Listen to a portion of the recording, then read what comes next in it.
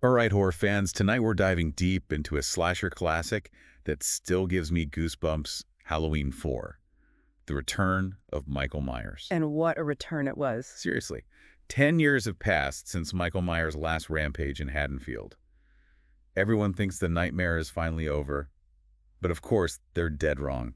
You know, this film was crucial for the franchise. Halloween the 3rd, Season of the Witch, went in a completely different direction, remember? Right, no Michael Myers at all. Exactly. So Halloween 4 brought back the iconic masked killer, reigniting the franchise and introducing Michael to a whole new audience. And boy, do they waste any time throwing us back into the action.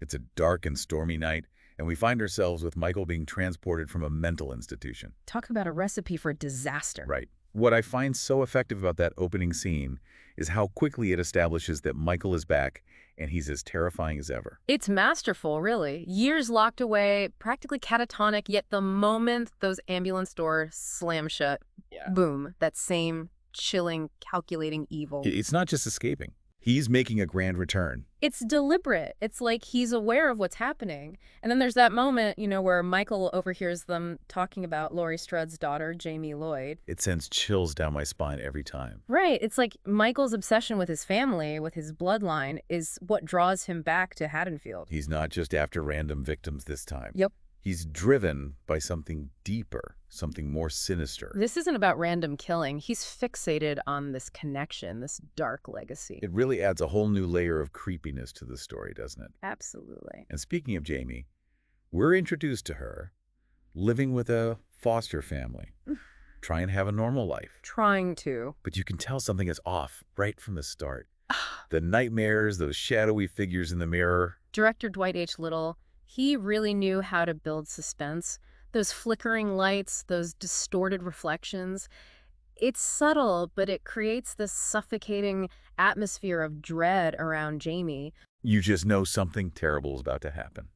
And then we have the return of the legendary Donald Pleasance as Dr. Loomis. Oh, man. Donald Pleasance was Dr. Loomis. He owned that role. He did. You could feel the weight of all those years, all those attempts to understand Michael, to reach him. And failing. Exactly, failing. It's tragic because Loomis has become a prisoner of Michael's evil, just as much as if he were behind bars himself. He's haunted. Totally. And, he blames himself for Michael's escape. He's determined to make things right no matter the cost. And that leads us to that incredibly tense scene at the gas station. Oh, yeah, the gas station. The way Loomis confronts Michael. Talk about a showdown. It's one of those scenes that just stays with you long after the movie's over. It's a turning point. You realize Michael is basically a force of nature at this point. Literally walking away from a fiery explosion. Like it was nothing. And it shows how much more brazen Michael has become. This isn't just about stalking and killing anymore. It's about something bigger. This is about chaos and destruction on a massive scale. So we've got Michael on the loose, a town oblivious to the danger, and a doctor who seems to be the only one who grasps the gravity of the situation. And let's not forget about poor Jamie. She seems to be the only one who senses that Michael is back. But of course, nobody believes her. It's that classic horror movie trope, the innocent child versus the relentless evil. And it never gets old. Never. Yeah. As Halloween night approaches, you can't help but feel this overwhelming sense of dread. Haddonfield is completely unaware of the nightmare that's about to be unleashed. They're all dressed up for a party. And Michael Myers is about to crash it. It's almost like they're taunting us, Who? The filmmakers. Showing us all these happy families preparing for Halloween, kids picking out costumes. While Michael Myers is out there lurking in the shadows. Exactly. It just heightens the tension, It really does. And those moments where Jamie catches those quick glimpses of Michael. Like he's everywhere and nowhere at the same time. It's terrifying. Yeah. You just want to yell at the screen, Jamie, be careful, he's right behind you. But she's a child. She doesn't fully understand what's happening. That's the brilliance of Dwight Little's direction. He blurs those lines between what's real and what's in Jamie's head. Are those flashes of Michael real?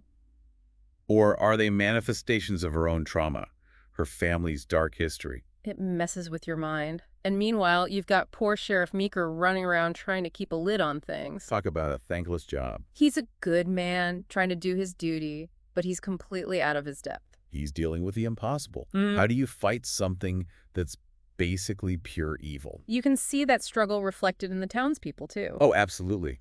They want to believe that Haddonfield is safe, that Michael Myers is gone for good. But deep down. Deep down, they know. And then, bam, the power goes out. The whole town plunged into darkness. You know things are about to get real. It's a stroke of genius. Suddenly, every shadow could be Michael. Every creak of a floorboard, every gust of wind. And then to make matters even worse, Michael attacks the police station. Are you kidding? I mean, talk about a complete breakdown of order. If the police aren't safe, then no one is. It's chaos. And how do people react? Well, we've got Earl and his buddies. The town's self-appointed militia. They decide to take matters into their own hands. Armed and dangerous, fueled by fear, and probably a little too much beer. They're like a bunch of characters from a bad Western. But it shows you how fear can make people do crazy things. It's that primal instinct to protect what's yours, even if it means taking the law into your own hands. And all of this leads us to the Meeker house. Oh man, that house. Jamie, Rachel, Brady, Dr. Loomis too. all trapped inside with Michael closing in. I felt claustrophobic just watching it. The way the camera focuses on each of their faces, the fear, the desperation. You know, some of them aren't making it out alive. And then there's that rooftop chase scene. Oh my God, with Rachel trying to save Jamie. Pure adrenaline. The darkness, the quick cuts, the sudden bursts of violence. It's a masterclass in suspense. And Rachel. Don't even get me started on Rachel. She's amazing. At the beginning of the film, she wants nothing to do with Jamie. But when it matters most, She steps up. she sacrifices herself. Talk about a tearjerker. But at least Jamie manages to escape with Dr. Loomis. They find refuge in that abandoned schoolhouse. Which should be the safest place in the world, right? Right. But we're talking about Michael Myers here. No place is safe. Not really. That's the whole point. And that's what makes this movie so damn terrifying. Yeah. So there they are, trapped in this seemingly empty schoolhouse. You'd think they'd be safe, at least for a little while. No way. You know Michael's gonna find them. Of course. But what gets me is how Jamie reacts. She doesn't just crumble in fear. She actually fights back. Remember that fire extinguisher scene? Oh yeah, she lets him have it. I was cheering for her. It's like something inside her finally snaps. She realizes you can't reason with this guy. Exactly. You can't bargain with him. You can't appeal to his emotions. He's pure evil. Pure evil. So she fights back, however she can. And just when it seems like Michael is about to win, those Haddonfield vigilantes, Earl and his buddies, Oh, God, those guys. they show up, guns blazing. Like something out of a bad dream. Right. You almost forget about them, and then bam, they come crashing into the schoolhouse ready to take down Michael Myers. It's almost comical. It is this ragtag group of guys fueled by fear and who knows what else. Probably a few too many beers. They think they can actually defeat this force of nature. It's their moment of truth, you know? It's their last stand. But it makes you wonder, does pure evil ever really die? I mean, Michael takes a pretty nasty fall down that mine shaft, but is that the end of him? That's the beauty of it. They leave it open-ended. And terrifying. That lingering uncertainty, that fear that Michael Myers could still be out there. It's what keeps you up at night. It's what makes this movie and this entire franchise so damn effective. Yeah.